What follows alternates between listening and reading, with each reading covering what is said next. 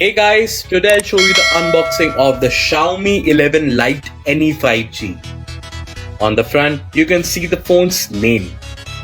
And at the back, specifications like processor, display, camera and battery.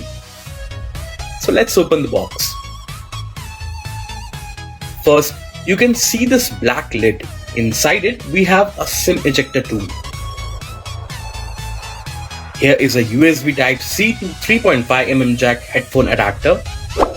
Documentation like a quick start guide which will give you information about the phone. Next we have silicone back cover which will protect your phone from any damage.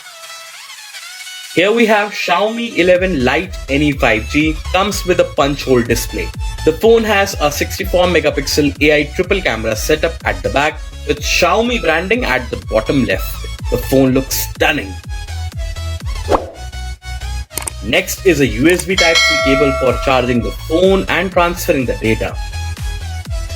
Now we have a 2-pin wall charger with 33 watt of fast charging.